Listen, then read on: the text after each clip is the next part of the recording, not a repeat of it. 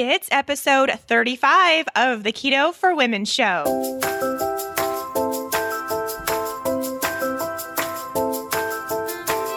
You're listening to the Keto for Women show, and I'm your host and nutritionist, Shawn Miner.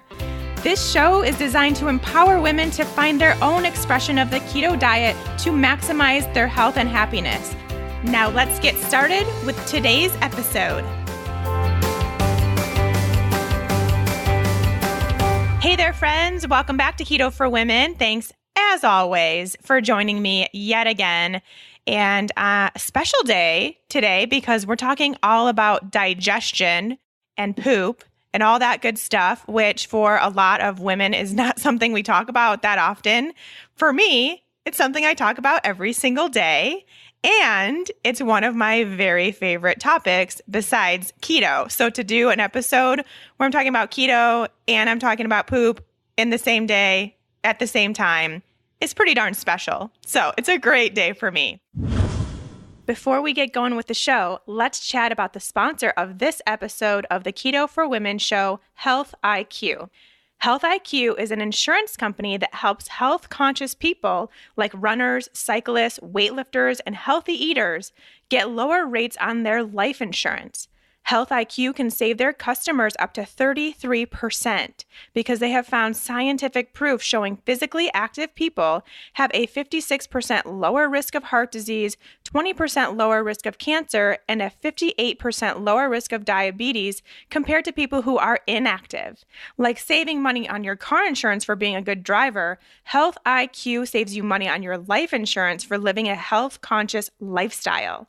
I've partnered with Health IQ because I'm a huge fan of their philosophy on recognizing those that take their health seriously, like us Keto for Womeners, and rewarding us for doing so by saving us money on our life insurance rates. Head to healthiq.com/keto to see if you qualify and to support the show. There, you will take a quick lifestyle quiz, which will determine your potential savings. That's healthiq.com/keto to learn more.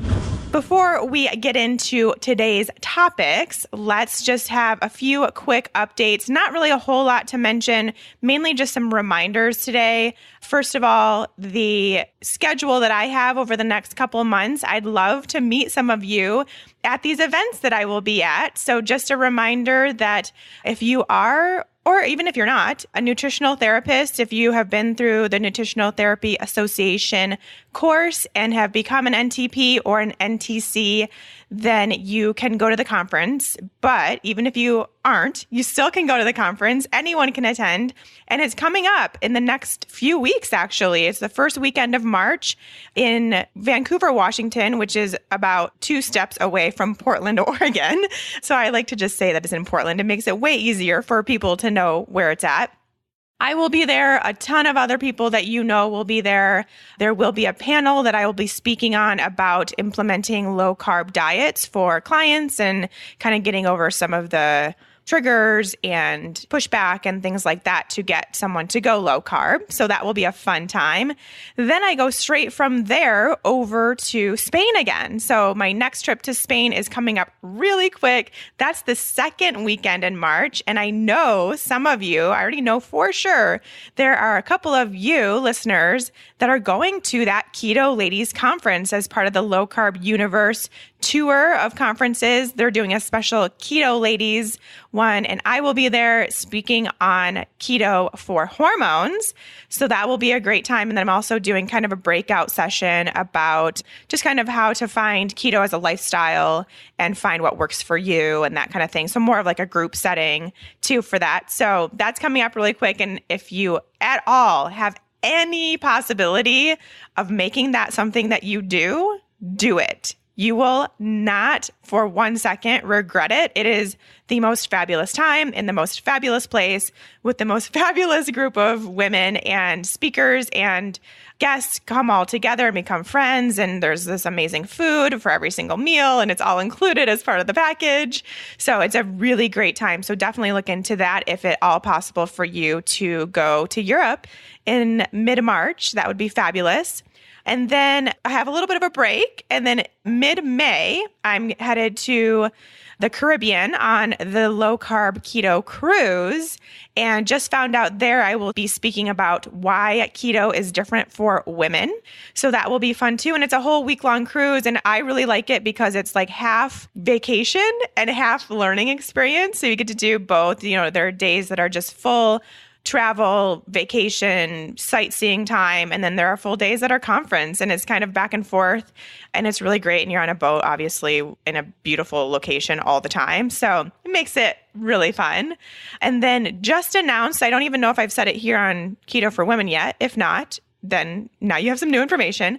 Also just was invited to speak at the KetoCon conference. So KetoCon happens mid-June, and it's in Austin, Texas. Last year was the first year. I didn't actually get a chance to go, but I heard it was awesome. Huge event, tons of speakers, tons of sponsors, and just a big group of people all ketoing it up. So that's always fun. And it's expected to be like, I think even double what it was last year. So a really big event with lots of really good speakers. And I don't know exactly what I'm speaking on yet, but it'll probably be somewhere in the realm of keto for women, hormones, that kind of thing, if I had to guess. So that's another one to look into. So all of the links to all of these events that I just shared will be in the show notes to this episode. So you can just go to my website, shawnminer.com, and head to the spot where it says Keto for Women, and you can get this information and check those events out. I mean, maybe you can't go to Spain, but Austin's not far for a lot of you. So maybe June in Austin would be something that you could look into too, and we can meet in person, which is always just the best time. Putting a face to those ears out there is really fun for me, because as of right now, I'm staring out my window instead of looking at your beautiful faces. So it'd be a nice change. The only other thing is just a reminder, we still have a little bit of time, but I'll talk more as it gets closer. But of course, we do have an upcoming class for the Fat Burning Female Project. This group is currently starting week 5, and this is where we really become intuitive with our keto approach. So we have now gotten into ketosis and really gotten a feel for what a ketogenic diet looks like and feels like. And now it's time to spread our wings and learn how to intuitively eat keto and learn what our body responds to and doesn't respond to and likes and doesn't and all that good stuff. So that's week 5 of the Fat Burning Female Project, which is my absolute favorite week. I cannot wait for these ladies to go through it and get that under their belts. And if you want to be part of the next project, the enrollment starts February 27th and class starts March 5th. So not too far away. I think that this would be a really good opportunity if there are some of you out there who are doing keto maybe for the first time and just tried it in January 2018, tried to kick it off on your own, and maybe it didn't go so well, or you're not feeling as good as you thought you should be, or you have just some questions. I mean, really all it is this huge community of women who are like-minded that have, me and others to kind of bounce ideas off of and get help with things. So if you're one of those people that just maybe wants a little bit more guidance, or to have the community of ladies to really support you in this process, then Fat Burning Female is where you're going to want to be for sure. So like I said, mark your calendars for February 27th to enroll, and then class starts March 5th. So really coming up quickly. All right, done with those. And lastly, just so we all know, if you have questions for the show, you are sending those questions to info@ketoforwomenshow.com. If you want to connect with me and just kind of see what's up, follow me on social media. You're going to find me at Shawn Miner Health on both Instagram and Facebook. And you can watch my stories. That's where I'm just like the real me, no makeup, no filter, nothing, just me being me. So if you want a sneak peek at my life behind the scenes, definitely check out stories, which you can now get both Instagram and Facebook stories. Really fun. And then I post the more curated me on the actual feeds, which fun, but not really that fun. Stories are way better, if I do say so myself. All right, that's enough about me. Let's chat about you and your digestive system. That's always fun. Now, it doesn't necessarily seem like keto and digestion would be something that go hand in hand and are tightly connected, but they so are. And if you're someone who went keto and then all of a sudden started having weird digestive issues, there's a reason for that. There's also a reason why keto can heal your digestion. And so I think it's just really important to go through all of that and to really notice the connection. And even if you're not someone who currently has digestive issues, if you're rocking the digestion and your poop's great, then cool, that's amazing. And hopefully it stays that way forever. But as someone who has had digestive issues in the past, and any of our fellow listeners out there who have currently or have had digestive issues in the past, it can turn on a moment's notice. You can go from one day being the most regular person ever to all of a sudden just having a total disaster on your hands and not knowing what's going on. It happens very quickly. So it's really something that everyone, regardless of your current status, you really should get the knowledge under your belt and feel comfortable knowing a little bit more about your digestion and what you can look at when it's not going well, like what could be going on. So we're going to talk about that too. To start, let's talk about what happens when your digestion is working well, or how your digestion should work. We actually start our digestive process in our brain. So before we even eat food, look at food, whatever, just the thought of eating starts our digestive cascade. It gets those salivary glands going and just all your senses really working so that you're already starting that process. So then when you do eat, you have the ability to start breaking down your food. And the breakdown process starts obviously by chewing. So we are chewing our food, and then our salivary glands produce saliva, and that starts the breakdown of carbohydrates in our mouth. So that digestive process is already started the first bite of food we take. And really, before even that first bite, right? So to get all that process ready, the brain senses that as well. So really important to take the time to get the engine revving before you even take your first bite. And then, of course, to chew your food. From there, our food goes into our stomach, which is a highly acidic environment. Super, super acidic, like to the point where it's dangerous to anything else but our stomach. Our stomach is obviously built to be able to have that pH level be so acidic that it can start, again, really working on breaking down the food. And this is primarily where our protein gets broken down. Protein is really hard to break down, and we need that really acidic environment to get that process going. What also happens when we have this acidic stomach is that we also start the rest of our digestive flow and get that going. So that is also the trigger that then announces to the liver to have the gallbladder release bile so that you can break down your fats, and also tells the pancreas to release digestive enzymes so that you can really fully break down all the foods that you've just eaten and get those into fatty acids, into amino acids, break those carbohydrates into glucose molecules, everything that we need to do in order to get the benefit of the foods that we're eating as energy and as nutrients, all that good stuff. Then you have kind of this ball of just stuff that's ready to continue on through the digestive process. Then it goes into your small intestine, all the way down to your large intestine, and then releases as waste. So the whole process requires a muscular contraction, kind of this wave-like contraction called the MMC, or migrating motor complex.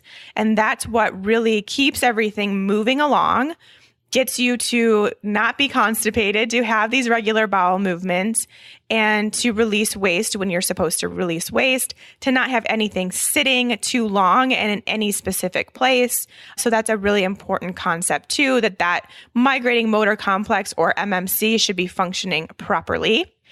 And then your colon absorbs water so that it keeps it from absorbs water, vitamins, minerals, and that kind of thing, so that you're not releasing those into your waste. So you have a nice formed stool and everything is great.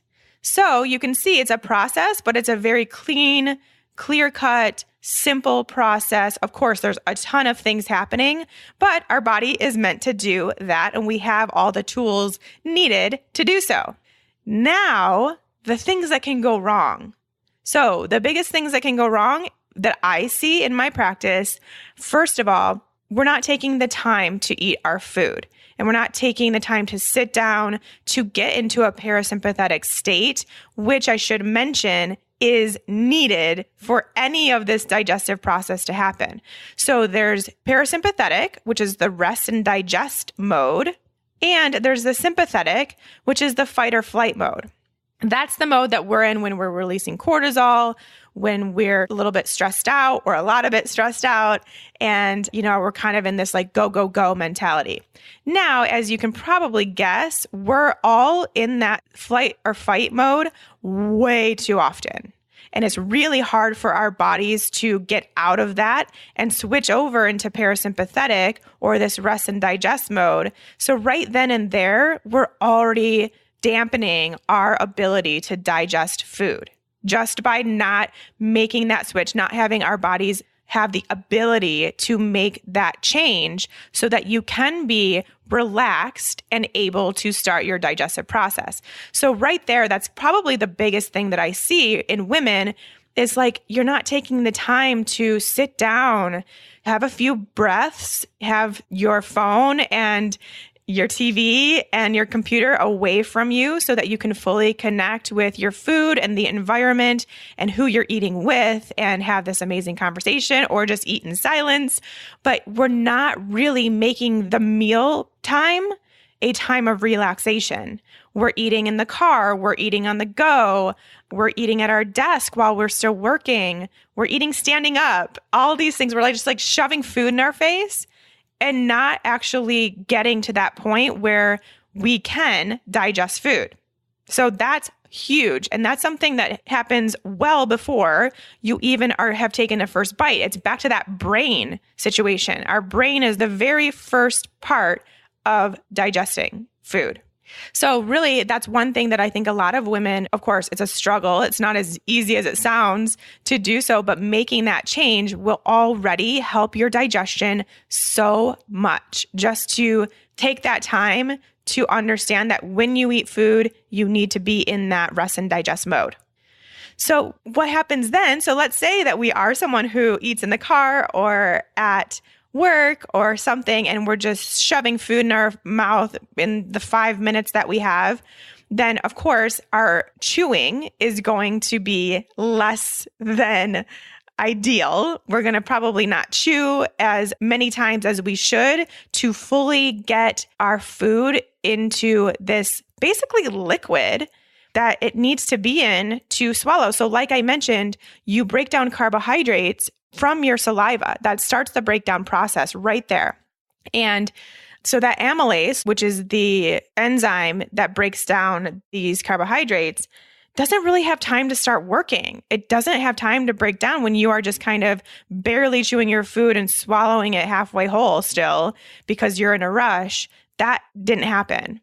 And then it's going to make it even harder for your stomach to continue that process and for those enzymes to break down the food further down into the system. So really making sure that you're fully chewing your food, that it's getting to the point of being pretty much liquid, which I know is hard for a lot of people. It's much longer than you think.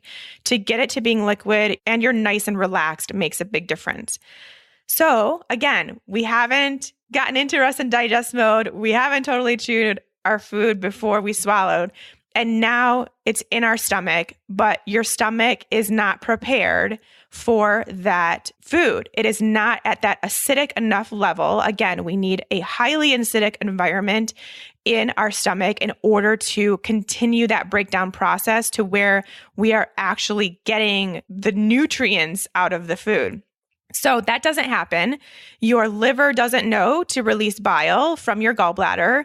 Your pancreas doesn't know to release enzymes because, again, we're not in that place where proper digestive cascade has been announced, right? And so then your food just sits there. It just sits there. It rancidifies. It creates gas. So you feel bloated. You feel really full. This is where indigestion can come in, or acid reflux. This is where a lot of people just feel so bloated after they eat. So if you are someone that eats and then you feel like you gain 10 pounds right in your stomach, this is why. Because you have not started that digestion properly, and your stomach is not acidic enough to handle that and to break down your food in the appropriate amount of time. So you have this kind of extended period of food left in your stomach for longer than it should, and it just basically is sitting there, which we don't want. We do not want that to happen.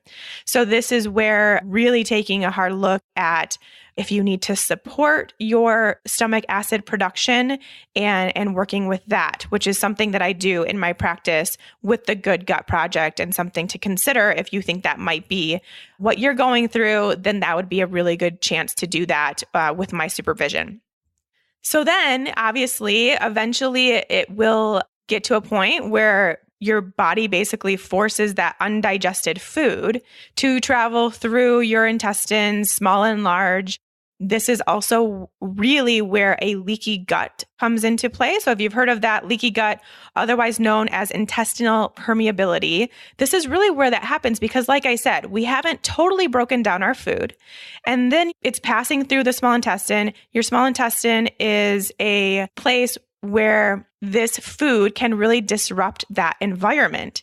And so as this undigested food continues to go through your gut, it will latch on to the sides, to the walls of your intestines, and create these little kind of like gaps, little cracks in your small intestine. And what happens when those get large enough, those undigested food particles can then leak into your body, leak into your blood system. And this is what causes food sensitivities and what we call leaky gut. So what we need to do, first of all, is really work on that system up above, but then also work to heal that leaky gut, that intestinal permeability, heal those walls up again so that undigested food, which won't be happening anymore because you have this awesome digestive fire happening above, but it gives it a chance to heal so that you can heal your food sensitivities, so that that process is staying inside the gut and doesn't have the ability to leak out to other parts of the body, which is not good. And that is really the root cause of a lot of health issues that we are seeing. So something to really monitor and consider and make it a priority, especially if you know that you have food sensitivities, then now we know why. And now it really becomes a priority to find what's causing the leaky gut. So that's really where it could be something as simple as not totally breaking down your food, not having the right level of stomach acid to break down the food before it gets into the intestines. It could be something else that's preventing that, like a candida overgrowth, a parasite, some other sort of fungal or bacterial infection. There's just so much that could be going on in your gut. And until you find that out, healing that leaky gut just isn't going to happen. It's just going to be this futile effort. And if you're someone who's ever tried and just kind of thrown a bunch of supplements at it, done all the bone broth and the collagen and all these supplements and haven't had any success, that's why, because you haven't found out why. What's causing that to happen? And what do you need to do to heal that in order to actually heal that intestinal permeability or leaky gut? So that's something that I get into. I find just so fascinating and so passionate about, because it really does make a huge difference to have that knowledge. And I am someone who spent years trying to heal a gut that wasn't ready to be healed. And I spent hundreds of dollars on supplements that didn't do anything because I didn't have the answers I needed. So it's something I'm very passionate about, because now in my practice, I see such quick resolution, so much easier when you take the time to know what's going on, which we'll talk about more in a minute. So anyway, undigested food. We're causing a leaky gut to slowly form. And we are now in this process where it's either a case of it affecting your migrating motor complex, perhaps, or your stool being too bulky or whatever, where it causes constipation, or the opposite, which is that this undigested food just really disrupts the environment of your gut and your colon's not able to totally handle and process the vitamins and minerals and water, and then you have diarrhea. So there's a lot of things that can happen depending on your body, your situation, and what's going on that can cause this change in your bowel movements. If you are someone that has, and this is really something I highly recommend you start doing, you need to start looking at your poop. You really need to start every single day or however often you go, look at your poop because it makes a huge difference to know this information about yourself. If you have undigested food in your stool, that is a clear sign that what I just mentioned is happening. If your stool is a different color, like if it's green or light, like clay color, then that's also an indication of some issues going on further up. Quite often, that's actually a sign of liver dysfunction, gallbladder dysfunction, specifically with some bile that may have been a little bit sluggish or kind of not healthy bile formation. It will come out in your stool, which is actually quite common in keto, especially at the beginning, which we'll talk about. So that's something to look into. You want to make sure that it is a normal medium brown color. And unless you've had beets or something like that, then it might be a hint of red, and don't let that freak you out. That is normal if you have eaten beets. But the color is going to be important and will also be an indicator of what could be going on in your gut as well. Let's talk about some other things that could be happening. So that was really a case where it kind of started from the very top and worked its way down, and the entire digestive process didn't happen. And this is obviously very, very common in a lot of women because of that whole stress response and because of not taking the time to eat your food. And really, even stress causes so much more in our guts than just, that one process I talked about. If you are stressed, it will also hinder your MMC. So like I mentioned, that kind of wave-like process that keeps our digestive flow going. It keeps the waste moving towards being eliminated. And if you are stressed out, think of it. It's a muscle. It's kind of a muscle group. So if you are stressed, like think about when you are stressed and you realize you're holding your shoulders up in your ears, or your back is super tight, or you're clenching your fists, or you have a jaw that's rigid and locked because it's a stress response. The same thing happens to your MMC. And that will get kind of stuck and it won't have the ability to work as it should. And that will cause constipation. So that is a really big culprit for constipation for a lot of women because you just can't let go. There's something that you're not letting go of, whether you know it or not. And that's really a hard thing to determine because it could be an emotion that you've buried that you didn't even know you had still, that you haven't dealt with, something from childhood or your past marriage or something, and you're still holding on to that, and it will show up as constipation, believe it or not. So keep that in mind. Of course, there are, like I mentioned, other reasons for things like bloating, even weight gain, and feeling full after meals, and those kinds of situations can also come from specific overgrowths. So having a candida overgrowth, which I know most of you have probably at least heard of, if not looked into for yourself, will cause things like bloating, weight gain, cravings. Cravings are a big one for all of these, actually. Sugar cravings, especially if you're keto and you're like, why am I still craving sugar? I'm keto. Definitely look into the gut. Skin issues too are very common if you have some sort of actual overgrowth in the gut. So these are things where it's hard because you can go onto Dr. Google and you can determine that you have XYZ overgrowth. You can do whatever protocol, whatever blogger told you to do.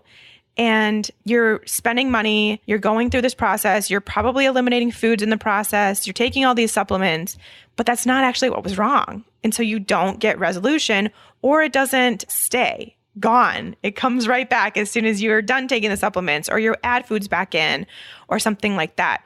That's really a case where finding out, taking that time to truly find out what is going on in your gut makes all the difference, because you don't have to just guess. There's no point in guessing when you have the ability to know. And it takes off a lot of, obviously, the guesswork and the game of trying to figure out what's wrong with you.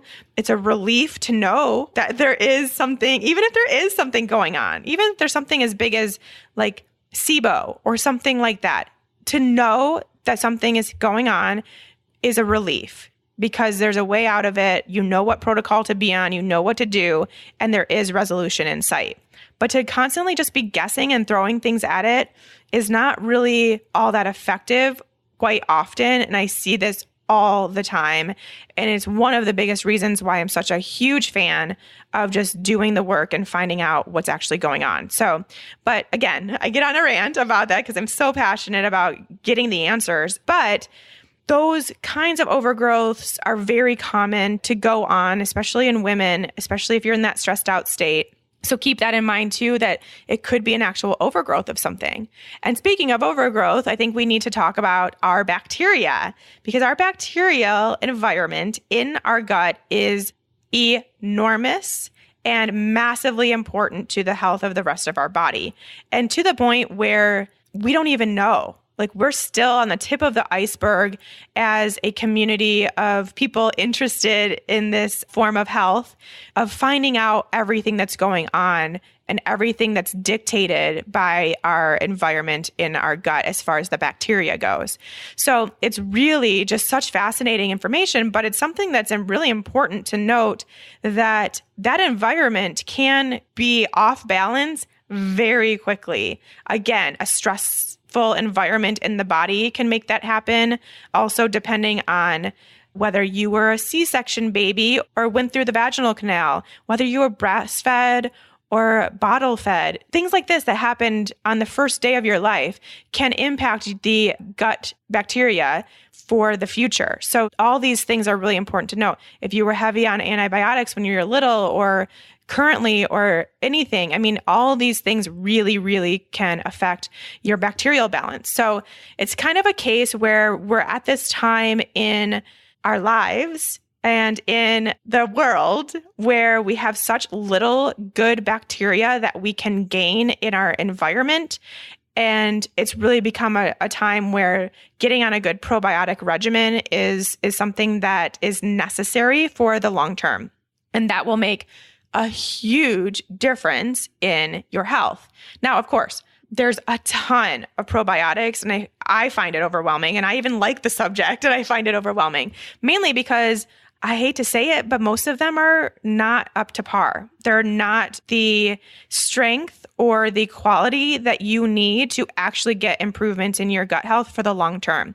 So it is really important to find a really good brand of probiotic that you love. It's good to rotate your probiotics. So find a few really good brands that you love and trust. I think this is where working with a practitioner to get a recommendation is really, really important. Again, something that I do in the Good Gut Project for my clients. So getting on that rotation, just so you're building up the diversity, getting a lot of different strains going on of good bacteria in your gut, but also the abundance. So getting a lot of the good bacteria too, which will really keep that balance in the pro and away from the con. So like I mentioned, can easily go towards the bad bacteria, but as long as you have enough good, that is always going to win. That's always going to win. But the bad bacteria can easily take over if you're not really working on building up the beneficial bacteria. So keep that in mind too.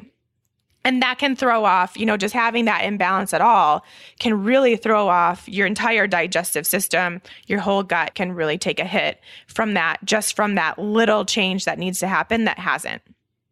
Okay.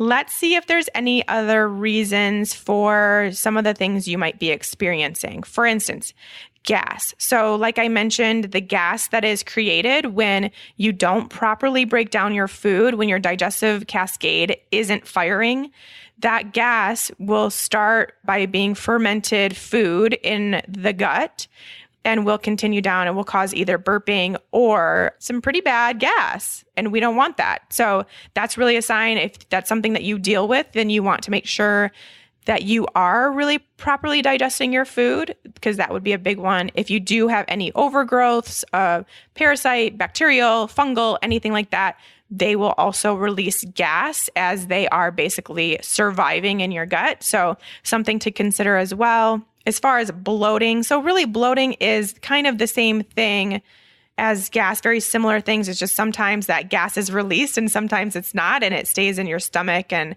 makes you feel really bloated. So again, an overgrowth or not totally digesting your food, not having the right bacterial balance, all of these would be reasons for bloating as well.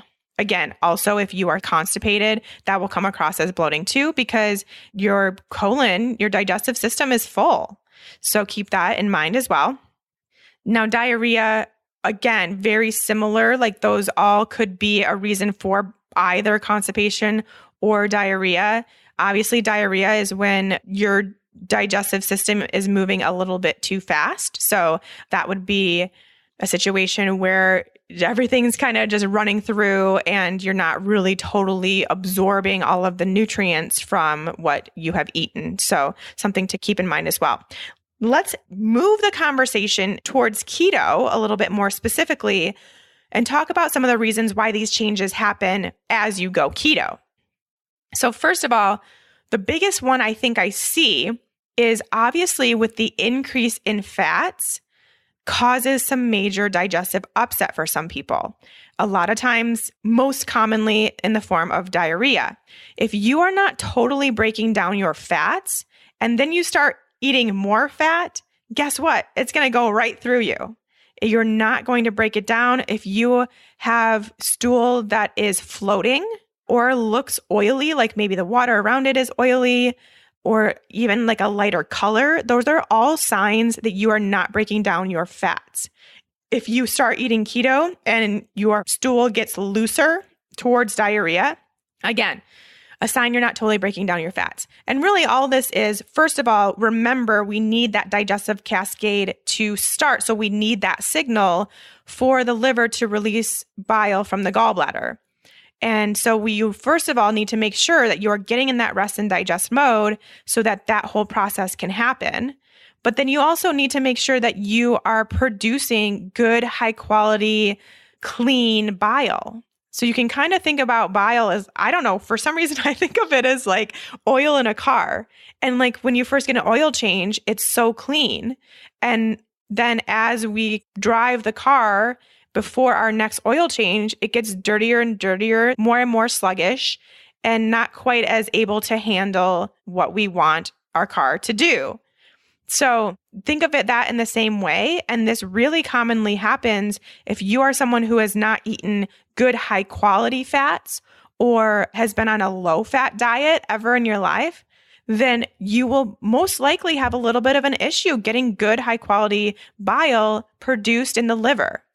This is where supporting your liver is going to be really, really important, and really making sure that you're getting a good high quality liver support, that you're getting those good high quality fats. We actually need the fatty acids from these good high quality fats to make bile. So they really will start that whole process. It just takes a little bit of time. It's a learning experience for your body. It's going to take some time to get that bile cleaned up and get that whole process flowing freely again.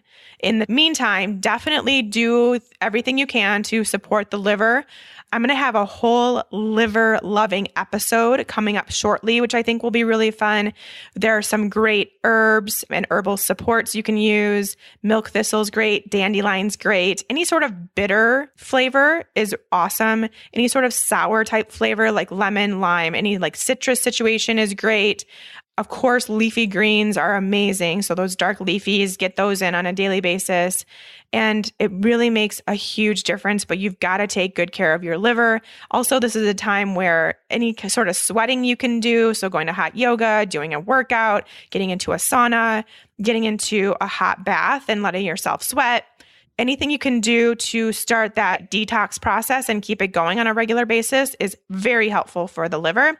So yeah, we all really, when starting the ketogenic diet, should also be starting, if we haven't already, on a really good liver-loving protocol. And that's something that is part of the Fat Burning Female Project. It's part of the Happy Hormones Project, and it's part of the Good Gut Project, because I firmly believe in our liver health being a top priority for anything we're doing as women, honestly. So there we go. Start that liver protocol and look out for that episode. It will be coming up in the next few. So be on the lookout for that. Another reason why your digestion might change when you go keto is because you are using MCT oil. So MCT oil is very much known for being kind of a trigger for some people for diarrhea or for looser stools. So if you notice that and then you cut out the MCT oil and you're better, hey, just don't take MCT oil. It's fine. I never use MCT oil. I'm in ketosis. I feel really good. I have the mental clarity I'm looking for. So it's not like a critical thing to have in your diet if you're going keto. You can definitely go without it, especially if it's going to make your digestion better. So don't worry about that. Next, we have our electrolytes. Again, with those darn electrolytes that when they get a little bit awry, they can show up in changes in your digestion too. And this would be a case potentially if you start noticing constipation as you go keto, because we are kind of have some water displacement happening when we do transition to ketosis.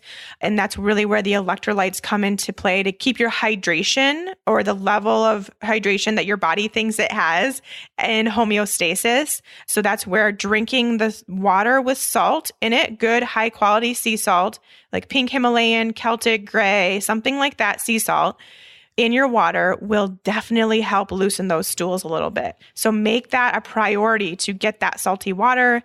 Take your electrolyte supplements, which if you don't know which ones to take, I would recommend listening to the episode I did on supplements. I want to say it was number 18 or 16 or somewhere around there. I'll link to it in the show notes to get the supplements that I recommend most for your electrolytes. It makes a huge difference. Magnesium, that's really a case where, even non-keto people are pretty deficient in magnesium, and going keto can make that even more intense. So really make sure you're taking a great magnesium support. Take it regularly. Find your dose. It could very well be a higher dose than it says on the label if you are that deficient. So go ahead and find your own dose, and really you can use the health of your stool as an indicator. So if your stools start getting a little too loose after taking magnesium, then that is too much for you. So find that dose where you have regular stools, you feel good, you're calm, you're sleeping well, which are all things that magnesium does, but you also have formed stools, and that's your dose. That's really, again, hugely common when the transition to keto starts, but something that is very easily changeable, very easily fixable with rebalancing your water. And again, just drinking regular water too. Salt in the water, of course, yes, sometimes, but hydrate as well. All right, next, as far as keto goes, you can be in a case where unintentionally you're eating less fiber. So especially if you're someone who's kind of on that realm of being scared to eat veggies as part of your keto diet because you've heard there are too many carbs or something, or you just don't like vegetables, so then you just go eating all the fat and protein, then you have basically lowered the amount of bulk, of formation that comes out as waste. But we really do need that insoluble fiber to keep our digestion flowing, to kind of push it along, and also to keep it formed. So yeah, we're getting some really good benefits out of that fiber, and one of which is really good poops. So make sure that you are not compromising the amount of fiber you are eating by going keto. You should still be having lots and lots of veggies. Don't worry about the carb content unless you're having all beets. If you're having like 10 beets a day, you might need to worry about the carb content. But with what we're eating and what we naturally gravitate towards as keto women, we don't need to worry so much about that, as we do want to really make sure we're getting in that fiber. So keep that in mind. Lastly, well, maybe these kind of go hand in hand, but we'll talk about them together. I would say food sensitivities and or dairy increases. And food sensitivities, I mentioned them up when I was talking about the leaky gut situation. And it's something that is honestly, I have yet to see anyone in my practice that doesn't have food sensitivities. So it's just going to happen. It's just the world that we live in and what our bodies are currently kind of faced with. So food sensitivities are quite common. It might be a case where you don't yet know what your food sensitivities are, which again, I highly recommend testing for those instead of trying to guess at them yourself. Makes all the difference in the world. But when you are having these food sensitivities and then it could be something that you don't know, and then you start eating more of it on keto, which again, I see all the time. Like coconut, for example, is something that a lot of people are intolerant to. And then you start eating all the coconut oil, all the coconut milk, all the coconut yogurt, all this stuff because now you're keto and looking for high fat options. And it's causing your body to freak out a little bit more than it was. And this is a situation where we have to figure out that food sensitivity, and then you have to take it out for a little bit, heal the gut, and you'll be fine after that. But until you know what that sensitivity is, then it could show up as having changes in your stool. This is where diarrhea or constipation or bloating or gas or all the things we've just talked about could be at play there. So it's really important to find that information out, especially if you notice these things when going keto and you've tried all the other stuff and you're still having issues, then we may need to check out those food sensitivities and see what you're eating more of now that you shouldn't be. And one of those big ones is dairy. So, if you can't get this test done or you don't know where to turn, but you're still having digestive issues and you don't know what's up, I would say definitely take some time to eliminate the dairy. Just do it. I know it's hard. I know we all love our dairy. It's worth it. Take out the dairy, see how you do, see what changes happen. I would also highly recommend taking out these sugars, these like fake sweeteners, I guess. And I don't want to say fake because not all of them are fake. A lot of them are real, but just take out the sweeteners in general because we all have different reactions to them. If there's some that are sugar, alcohol, even if it's erythritol, which is not supposed to have an effect on your gut, it does for some people, including myself. So I've been there. I can tell a difference. So I know that it happens. It would be worth it to take that out. Some people react to stevia. So take that out too. At minimum, start there and see if those things that maybe now you're eating more of without even knowing it could be causing those issues until you know your actual food sensitivities for you. Okay. Lastly, let's chat about how keto can actually help your digestion. So I have a lot of women who actually start keto in an effort to get their digestion on track. And it's a really great move to make. Some of the big reasons, I think really the biggest reason for a lot of people is that taking out carbohydrates, which obviously are sugar, they all turn to glucose in our system. That is a feeding mechanism for a lot of these overgrowths that I talked about in this episode. So when you have carbohydrates, you are feeding those overgrowths and allowing them to continue to survive in your gut.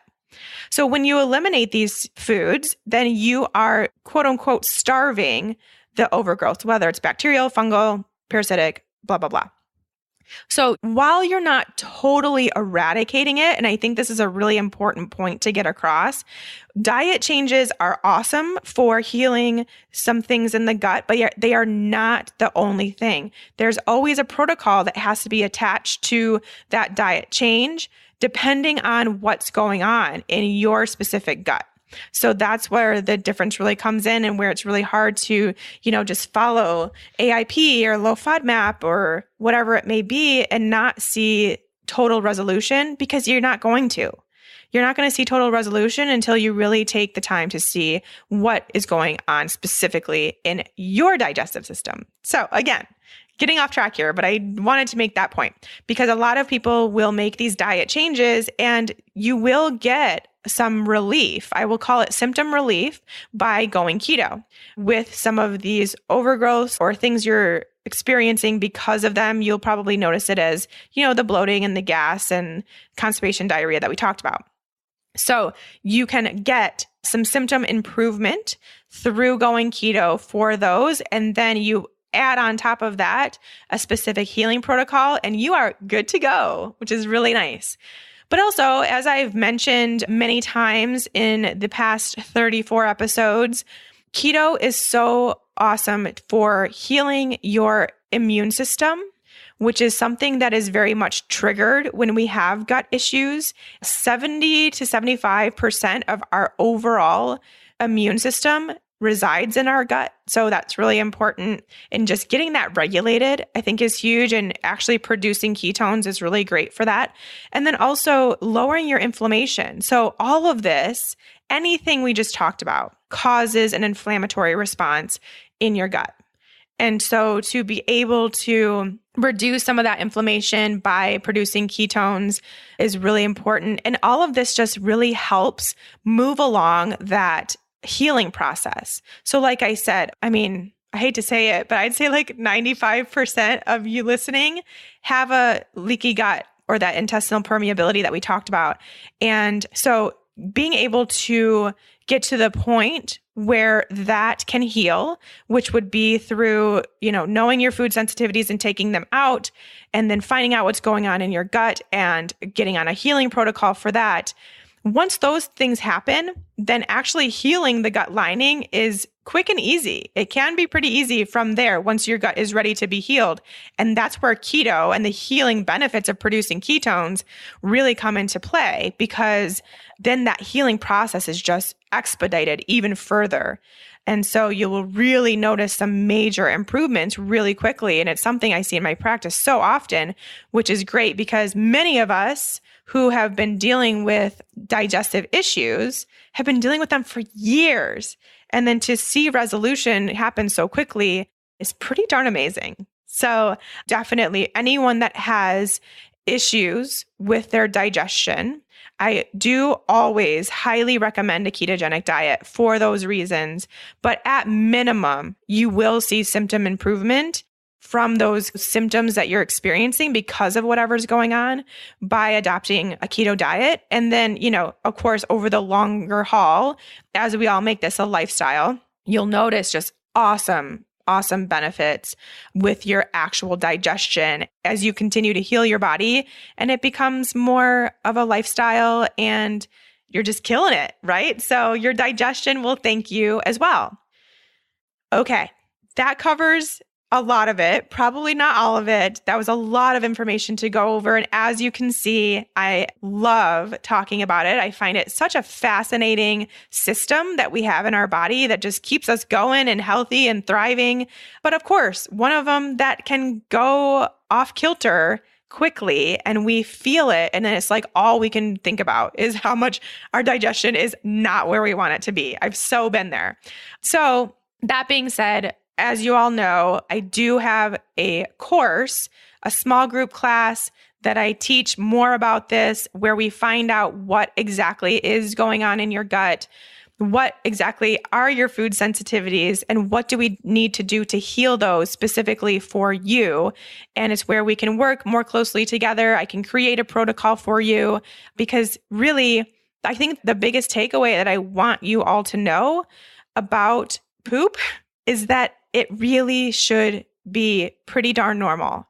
And if it's not, and if you are bloated after you eat, like that's not normal.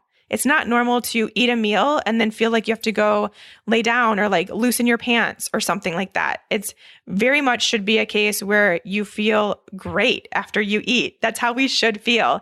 And that you should be pooping 1 to 3 times a day, and they should be formed and easy to pass and not have undigested food in them or not be floating. There's a lot that can easily go wrong. And all it is, it's the same that I say with a lot of the things we talk about here on Keto for Women. It's just a sign. It's your body giving you a message that something's up and something needs to be figured out. So that's what I do in the Good Gut Project for you. And so I do highly recommend that if it's something that you need to work on. I'm happy to help you. I'd love to help you, as you know, and as you can tell by this episode, so love talking about it. So not a class that is currently open for enrollment, but I will be opening for the next Good Gut Project at the end of the month. So in a few more weeks, we will be able to enroll you in the Good Gut Project and get you some answers. So keep that in mind, and I will announce it as it gets closer. Okay, I hope you enjoyed this episode. I know it was a lot of talk about what's going on in our bodies, but I think we all can be super empowered just knowing a little bit more about what actually goes on in this body of ours.